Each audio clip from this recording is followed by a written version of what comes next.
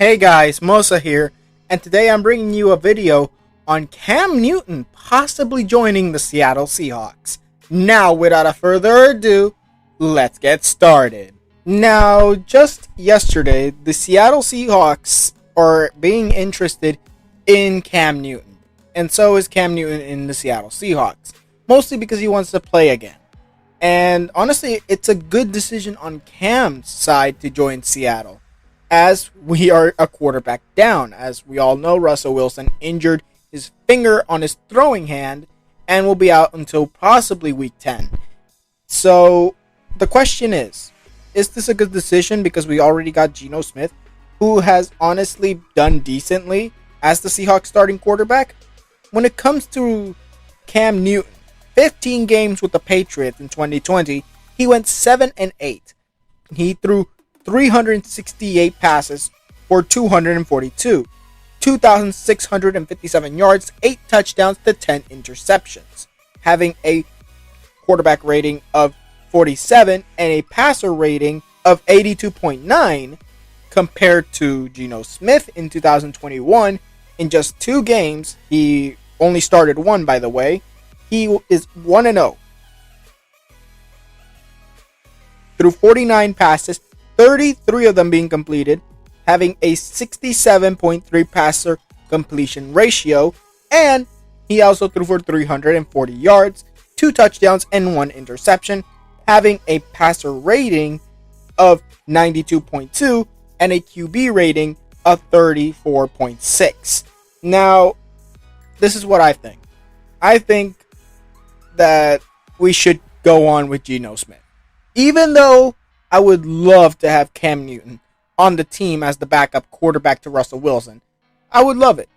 But is it the right option? That is the question that you should answer. Is he the guy that you need? And honestly, going off of his injury history, we go him having a 92% chance of injury this year, and per game getting injured 13.8%, and projected to miss 3.4 games in this season if injured. Now, that is something I don't think Seattle would take a chance on, although it is only for a few games. And when we go to his injury history back in Florida in his sophomore year, where he sprained his ankle I think it was the opener against Hawaii, and then he had to take a medical red shirt due to that. But then his next injury came in the NFL in 2012 with the Panthers, having an ankle sprain or pull. It was unspecified. He suffered this against the Saints and was considered to be minor. But then, ankle ligament tear in 2014 in January, and he had surgery on it in March of that year. Then we go to his 2014 preseason, where he had fractured ribs. He fractured his ribs during the preseason and missed the first game of the season. Then, 2014 in December, he had back vertebrae fractures. It honestly was so horrible for Cam Newton because he fractured bones in his vertebrae. And that was due to a car accident that he had actually been in, not due to football. Then you got his concussion from 2016 when he was hit hard in the head in week 4 of that season. And then you get Cam Newton eventually going under surgery on March 30th for an injury in 2016, which was a shoulder rotary cuff tear with the Panthers. And then in 2018, having a knee strain. And honestly, he had suffered damages to his cartilage and ligaments, as he had honestly extensive swelling. But the good thing is he avoided surgery on that. But then we go to Cam Newton through the 2018 season. He had actually played through an injury the final 2 weeks when Carolina shut him down. Newton had to go into surgery on January 24th. And then we go to 2019, his final season with the Carolina Panthers. He had a Lisfranc sprain, an aggravated left foot injury in week 2 to the Buccaneers. Now, he missed the rest of the season, and it was mostly Kyle Allen and Will Greer to take over for him. He then played for the Patriots and had no injuries. Had no injuries in 2020, as I believe he didn't. In 2021, though, during the off season in OTAs, he actually suffered bruising on his throwing hand during OTAs, but he was still ready for mandatory minicamp. Those are the injuries that he has suffered throughout the years. But my question is he the guy in Seattle? No, he's not. I don't think Seattle should take a risk. Although, if they do, it will be understandable. But is he going to be fitting good in Seattle's system? I think so. If he can do the same kind of things as Russell Wilson, of course, he's a mobile quarterback just like Wilson. He has a alright arm. Due to injuries, it's honestly weakened. But he's still a decent quarterback, especially for being a backup.